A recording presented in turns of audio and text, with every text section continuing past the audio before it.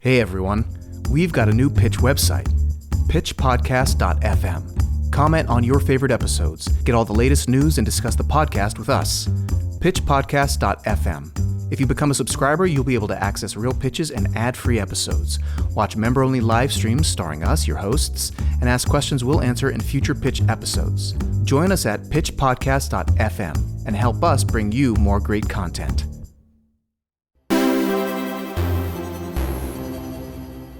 Hi, welcome to season 2 of Pitch. I'm Leah St. Marie. And I'm Angel. And today it's just us. Just us. And we're back from our break after season 1. Yeah, so why did we take a break, Angel? Well, it was summer, and all good kids get a summer break. That's true, and we've been especially good. Have we? No cold for me. Yeah. Well, you were just in Austin getting sick. I was. Around. I got sick along with apparently a lot of other people. In Austin? Is in that right? Austin, a lot of other screenwriters that I follow and follow me on Twitter are like, I got sick. It's not COVID, but I'm sick. Or it is COVID. I'm sick. So I'm one of the lucky 10% that I was talking to the right person at the right time. Gotcha. Well, yeah, so we had a little bit of a break for the summertime. We had some projects we were working on. And since we were just talking about you in Austin, What were you doing in Austin and why were you there? So I was in Austin promoting this podcast. If you saw me, you probably were being shoved a tote bag and or a notebook that had our logo on it, the Pitch Podcast. We had some good swag. If you weren't there and you didn't get any, you missed out. I'm sorry. I had 200 things to hand out. And if I missed you, complain to me on Twitter so that I can feel bad. Yeah, not because we have more to send out. Yeah. We're done. But we will acknowledge your presence. I just like to feel bad. Yeah. And if you did get something that I gave you, please post and tag us on Twitter. Yeah. Okay. So you were there promoting the podcast, but why were you there? Oh my gosh. Yeah. The second part of my question.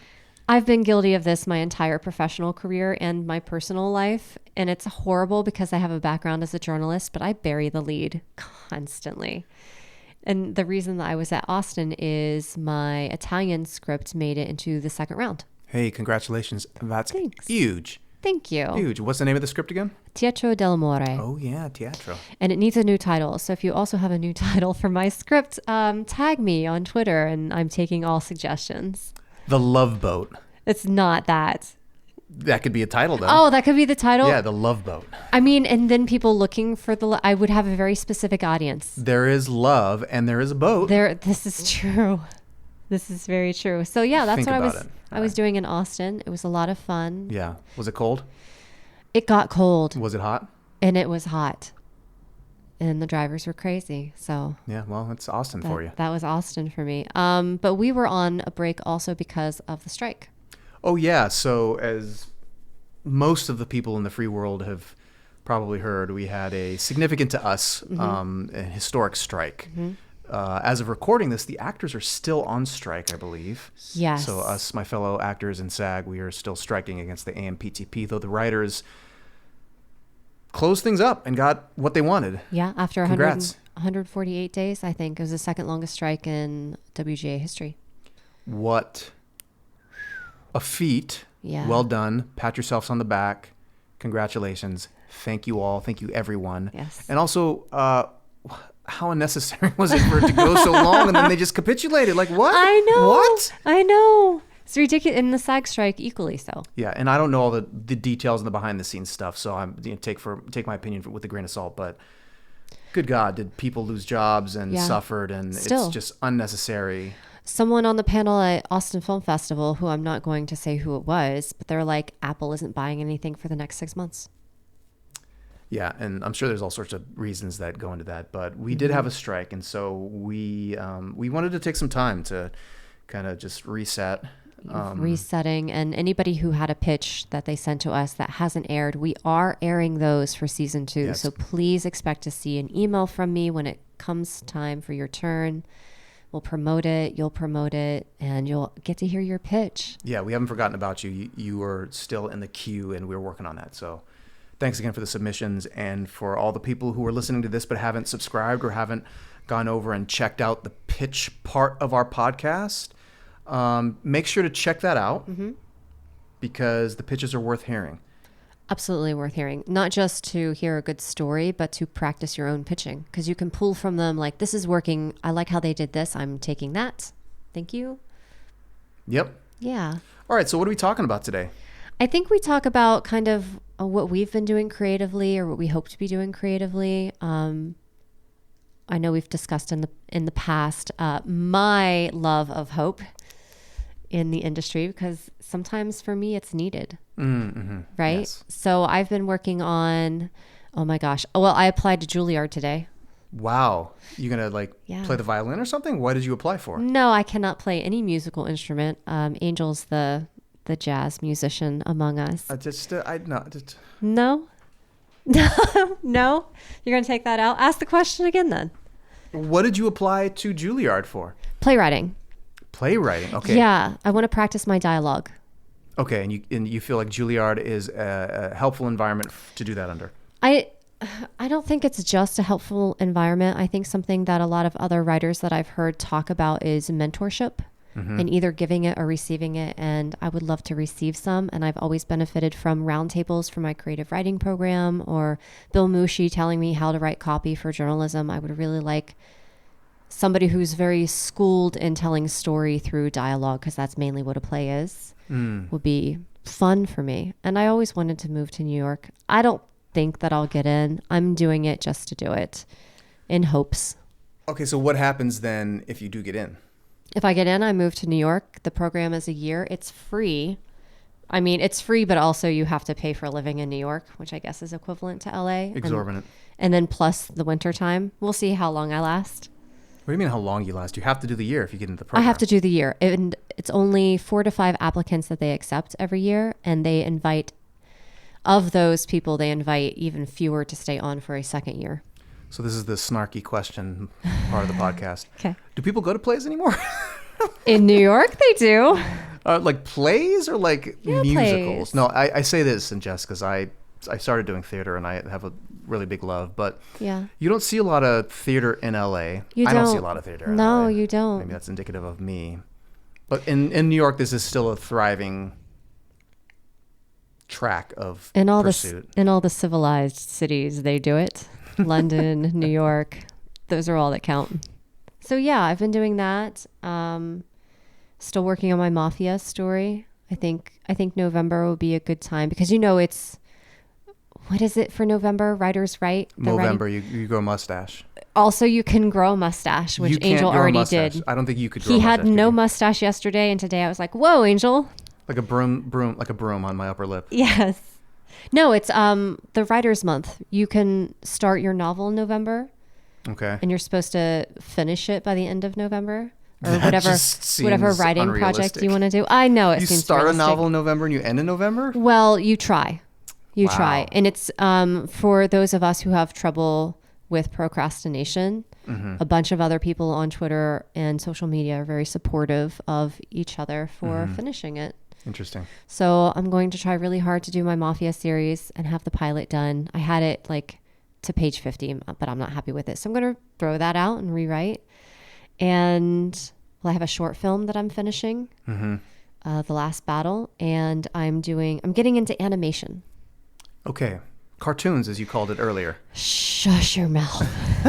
I said, have you seen the new X movie, which is groundbreaking animation? And she goes, oh yeah, the cartoon, right? Is that what you said? I did. Yeah, I did. Unbelievable. I'm a child at heart. I'm not going to mention the movie because thank you. I have some professional ties to it, but Save my face, please. God bless. Thanks. What else do I have? Wait, how are you getting into animation? Oh, I wrote a short film and I'm directing it, and I'm hiring an animator to rotoscope over some video that I'm taking of an actor. Okay. Yeah, it's a fun piece. Hi, my name is Teddy. You can see it on IMDb. Roping in all the usual suspects to help me out with it. What's your projected timeline for that? I don't have one. It's November now as of recording. So I'm recording everything on Thursday. Oh, so you're shooting in a week from now? Yeah. Okay. Yeah, and cool. then post will take a long time, probably till June. I'll have it done in June. Okay. All right. So end of summer next year. Because they say you can have 2 of 3 things, and the 3 things are that you can have it fast, you can have it well done, or you can have it cheap. And you can have 2 of those. You can have 2 of those. You can't have all 3. Yeah. Or the other way around. I forget. But yes, that. And what else? What are you doing? What have you been doing? Ooh, what have I been doing? I've been writing. I started earlier this year, and I think I talked about this a little bit in season 1. I've got like parallel developments of ideas, and I'm kind of still working on them all and seeing which one rises to the demands of sitting down and beating out a first draft. You've been doing something interesting that I don't think that you've done before, which is audience testing your log lines, right? I am, I made the decision a while ago that I'm going to audience test log lines and ideas with as many people as will listen to me. And this is something that Blake Snyder recommended in Save the Cat, which, God, I must have read over 12 years ago at this point, probably even longer. And, I on the internets, which is, always a questionable place to gauge what humanity's doing. A lot of people were like maligning Save the Cat as like a screenwriting book, and everybody's got a different idea about what makes a great story, how to build a great story, what to learn. I found a lot of useful things in Save the Cat, and I know a lot of directors and producers and whatnot use the terminology in that framework when judging stories.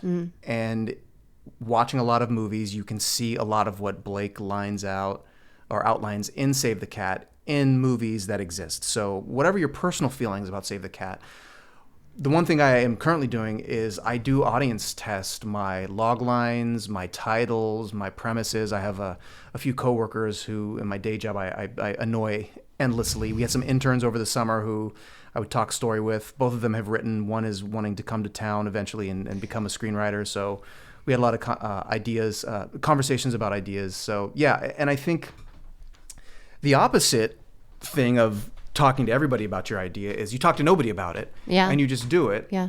Which is a thing too. But for me, it felt like that path keeps things a little too precious and a little too, well, I'm the only one who can have this idea and I'm the only one who can input to it and gauge it, which I am wanting to move away from and just seek some initial response. Because as one writing mentor once said, do you want to spend a year of your life working on this thing and then it doesn't resonate with anybody? Yeah. Or do you want to like vet your ideas? Yeah. Through whatever means prior to spending that year of writing? Yeah. So I've taken it on myself to really kind of crank out and talk to people. Hey, what do you think of this idea? What do you think of this idea? And then it helps me figure out, okay, this is where I need to work on it a little bit more. Like kind of like when I loosely pitched the thing with Ed Horowitz last season, which was an idea in its very, very infancy. And then ironically, The Killer with Michael Fassbender has come out and it's about a hitman, blah, blah, blah, blah, blah. Some similarities, not completely the same story idea, but nonetheless, I'm into it. But I did want to share something that I find interesting. Ooh. Is discouragement from mentors. Mm-hmm.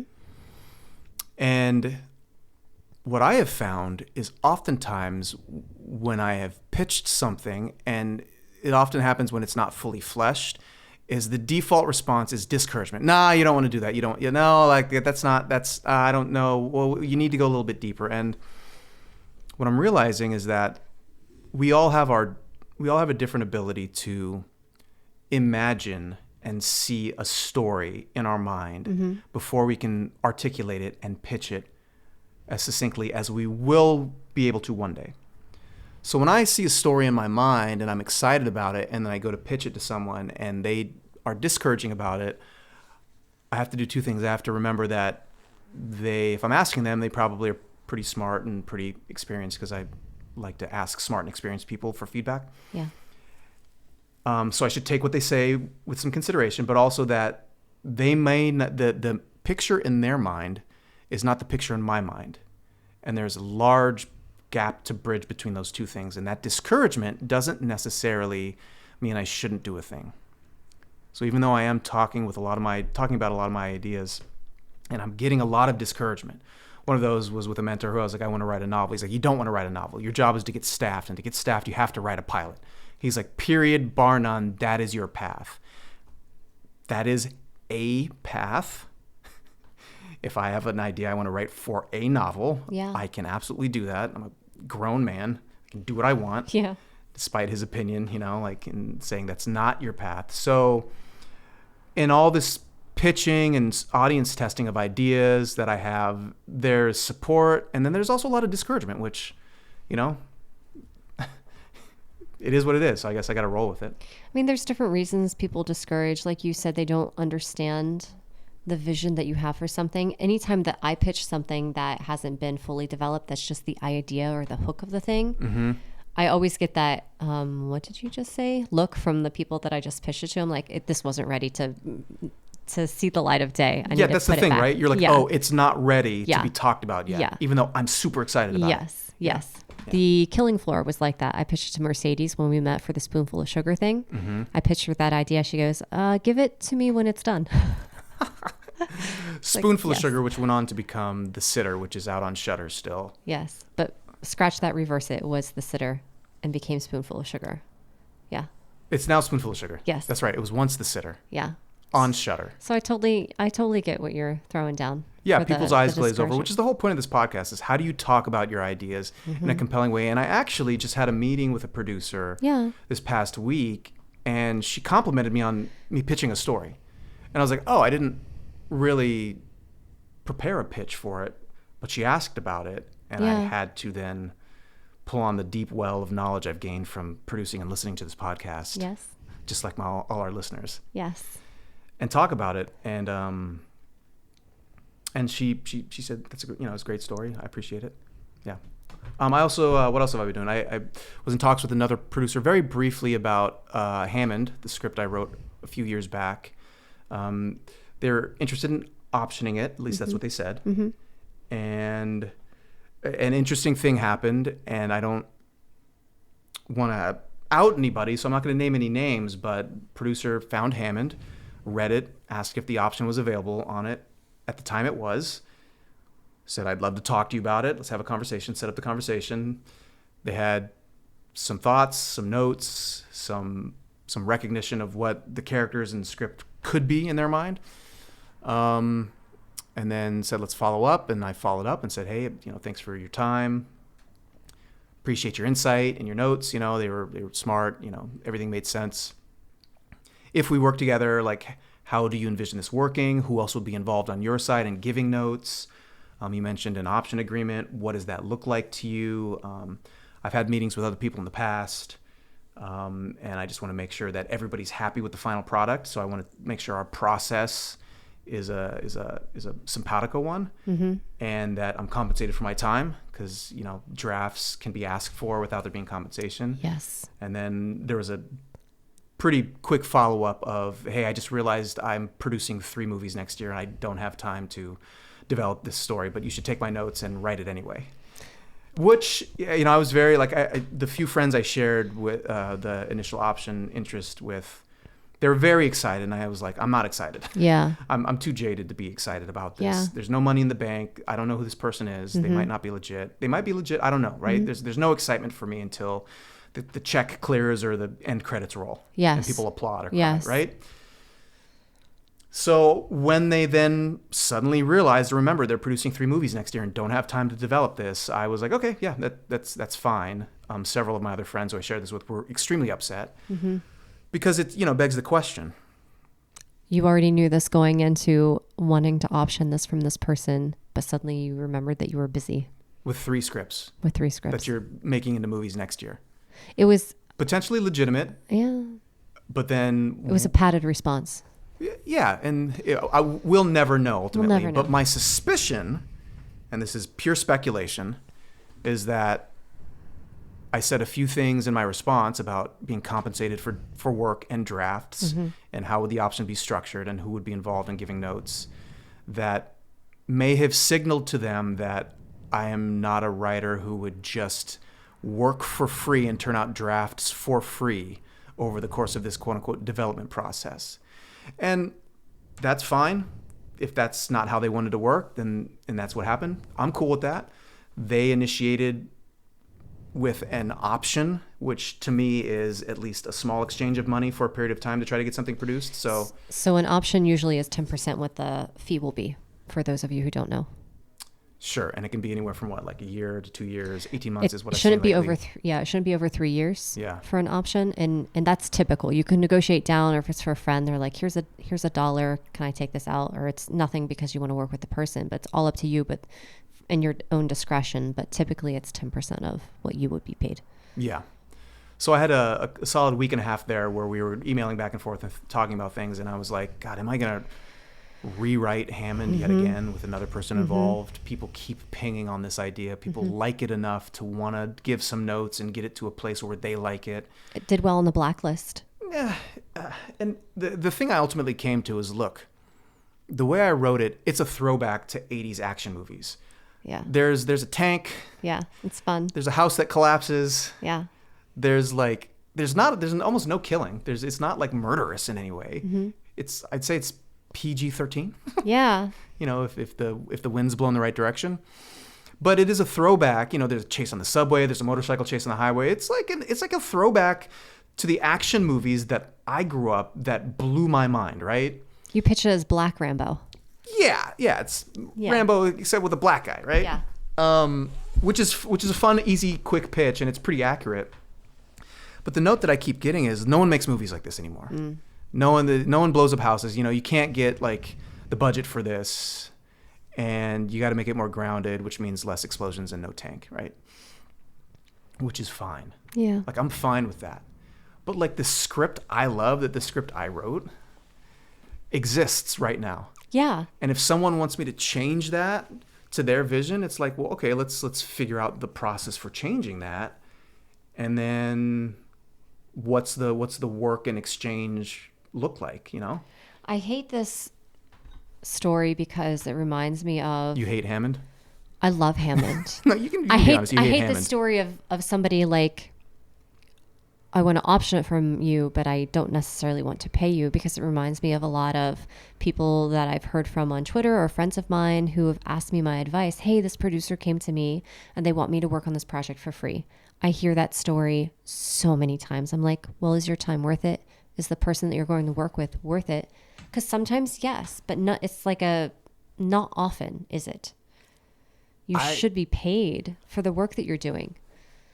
I mean, right? I'm not going to argue against that. I don't know what it is about being a writer and people thinking they can take advantage of you. I mean, yeah, that's not how I was going to say it, but I don't know what it is where people are like, hey, do this work to get this thing to where I like it, but I'm not going to pay you for it. And I resent the idea of paying you for it. Yeah. Like, and what you do isn't valuable because you haven't been paid that before. It's like, well, okay. All right. Yeah. You will go find someone else to work in a relationship like that with, but rent's not cheap. I gotta eat. Yeah. I gotta keep the lights on. Like, for real. You want me to work for free? I mean, I'll keep writing, but I want to know where that comes from. Because I feel like I'm not an actor. I'm a writer. I'm a director. But I feel like writers get like the short end of the stick from, hey, can you do this for free? Because it starts with the script. I hear friends of mine who are part of crews and are like, I have a minimum of what I will work for per day. And if you don't pay me that, I'm not working for you. And it works for the like negotiating your rate. But for writers, it's like pulling teeth sometimes to get paid. I'll shut my mouth right now because I was about to say something. Uh-oh. Yeah. Uh-oh. Anyway. Say it. We need the listeners to say it. No. Just leave out the names and details. No, it's a phenomenon. It's odd. It's so odd. For all the parents of writers out there who are like wondering what's going on with their like burgeoning writer child, like no one wants to pay them. Yeah. Please give them money for their birthday. Yeah.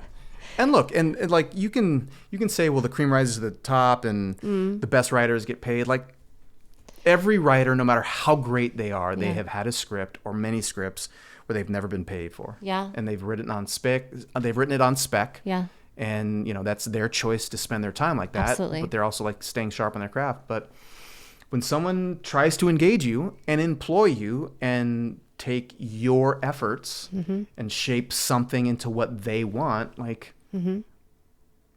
compensate. compensate them. And if you have questions about how you should be compensated because you're starting out, you're listening to this podcast, you've written one script and then somebody approached you with, hey, I have a short film. Can you write it for me?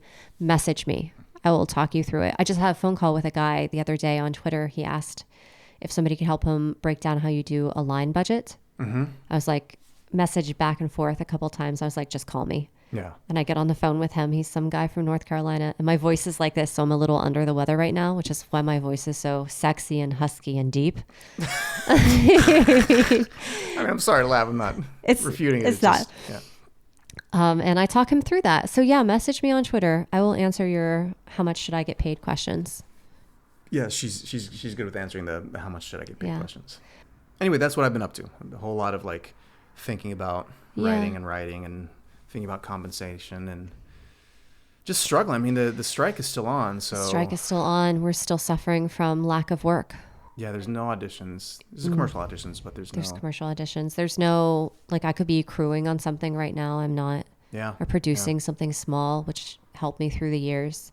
Not doing that. I am doing my GoFundMe. Yeah, tell us about your GoFundMe. What is this for? Is this a personal project? So it's a personal project. I grew up in Appalachia. I think I'm saying it wrong, and I should be saying it Appalachia.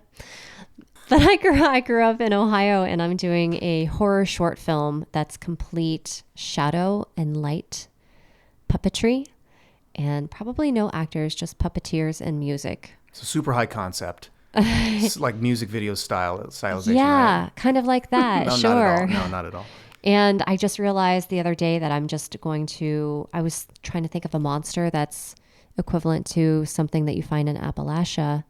Appalachia. I'm going to say it right now. Aren't you from there? Shouldn't you know this? I know. I'm sick. Like I have sick soup brain. There's no world in which I don't know how to say I'm from Southern California. Well, that's easy. Anyway, I'm doing Bigfoot. Bigfoot in Appalachia. Yeah. And you'll just have to watch the short film. Why are you telling the story? There are so many Bigfoot stories where I grew up. We got to work on your why. We got to work on the timing. You were a 7-year-old girl, and Bigfoot abducted you. Yes, that happened. And you thought it was going to be like bad, but he really just wanted his daughter, Bigfoot daughter, to have a friend. And we communicated through flashlights and shadows. No, you just we got to work on this. Jump pitch. the sharp. It just derailed from where. Okay, so I'm doing that, and we're doing this podcast. We're doing season 2, so we have a bunch of guests lined up. Yeah, we got some good guests lined up. They'll be fun. I hope that people like it and learn from it and continue to listen. And I would like to also say, if you have any suggestions for topics or if you have any questions, don't tweet at me because I'm not on the Twitter platform as much as Leah is. You can reach out to Leah or Kevin and say, hey, we want to ask these questions on the podcast. We answer them on air, and we can't say we'll answer everything, but we'd love to include our listeners and things they want to ask about in what we do here. Absolutely. So thanks for listening. Cheers from Hollywood. That's it. All right. Cheers from Hollywood. Thanks for listening. Welcome back for season 2. Woo, woo. If you're on the fence about subscribing, know that a portion of all subscription fees go toward the nonprofit Young Storytellers, raising voices one story at a time.